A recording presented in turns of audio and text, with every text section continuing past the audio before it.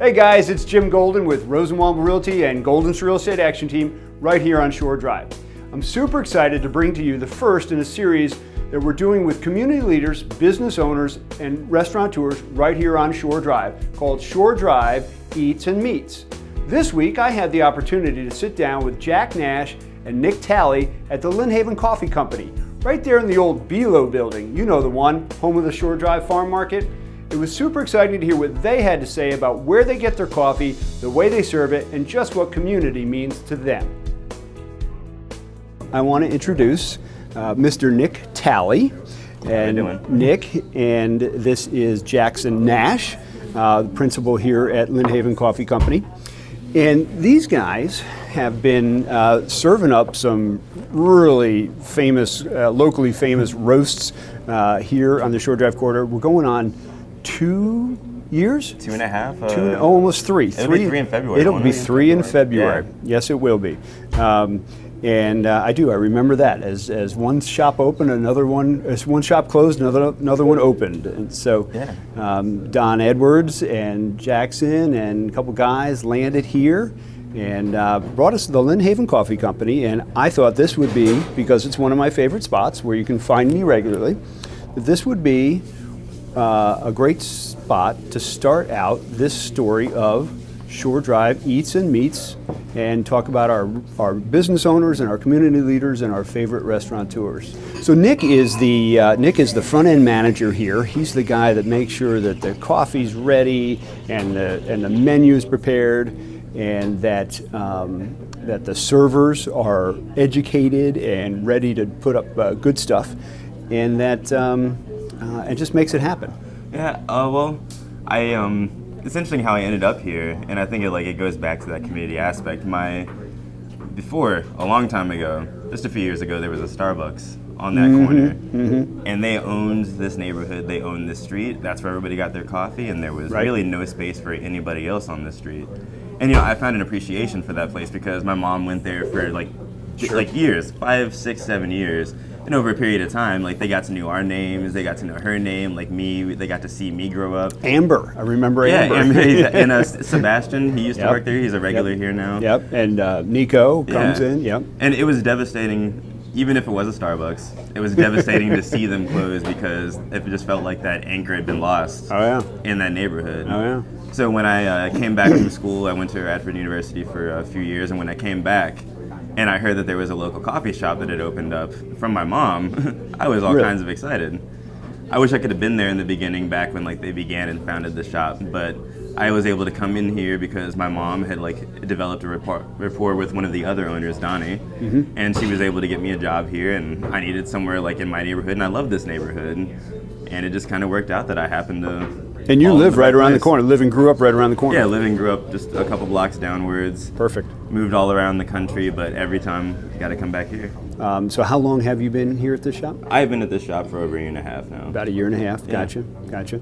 And with just kudos to Nick and to Jack, not a lot of turnover in your staff either. So, and I would say that is something that helps with the community. Don't you agree, Jack? That we walk in here and we know it's going to be Bailey or Becca or Keanu or Nick or Forrest or Megan, right? So that we don't. So there's that consistency.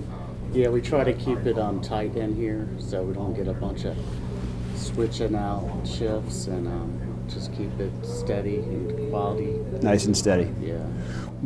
So besides the regular staff, what do you think is bringing the people back? Is it location? Is it the consistency in the coffee? Is it the product that you're serving, or I think it's the coffee, and the location here is excellent on Shore Drive here. And tell me a little bit about the coffee. This is something that we've talked about before, and Donnie Edwards, one of the other principals, has a connection there. But tie that into the Lynnhaven Coffee Company. Yeah, first we had Lynnhaven Coffee Roasters. That's 2 blocks over here where we roast the coffee.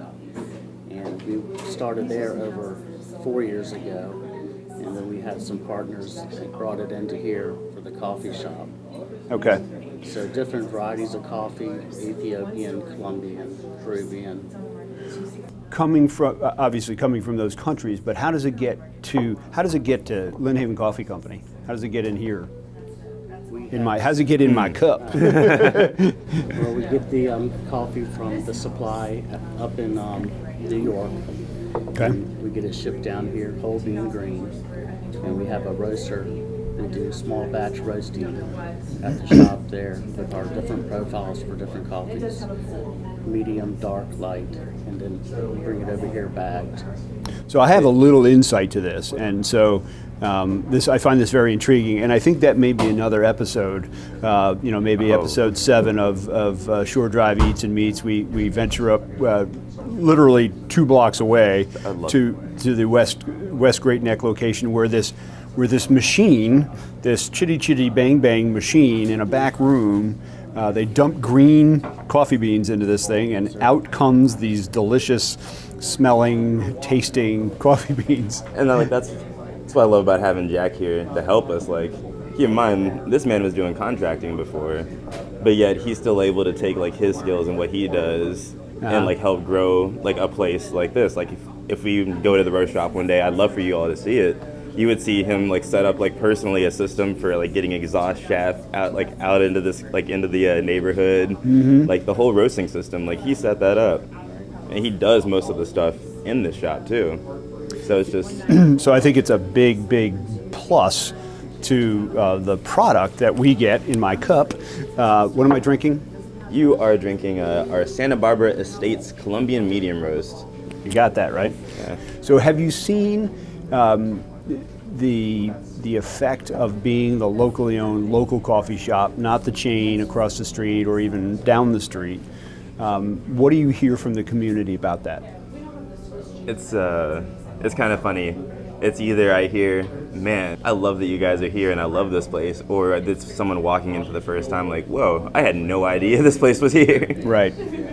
So but to the people that do like appreciate it, like they love that they can come here and get educated, and that they can come here and like build up a relationship with like the same person over one common interest, over however long they want to come. So like I've had customers like that work right next to Starbucks and say, I still come here over going there just so I know I'm putting back into my neighborhood or like in my area. That's what I want to hear. What does it mean to you to be part of, as a business owner, makes you part business, part leader, what does it mean to you to be part of this community right here on Shore Drive? It means a lot, to me and the community here with the market on Saturdays, Shore Drive Farm Market, with the local vendors, with their local production goods, and we keep it tight. Keep it tight. Keep it tight. Well, that was real fun getting to talk with Jack and Nick, and we spent a lot more time, even off camera, talking about community, what it means to them, all the different things that they're doing down there, just about how it's locally roasted and how that farm market ties in with the coffee roast shop right around the corner. So go down, check it out, try some of their JP5 if you need a real good boost. Thanks.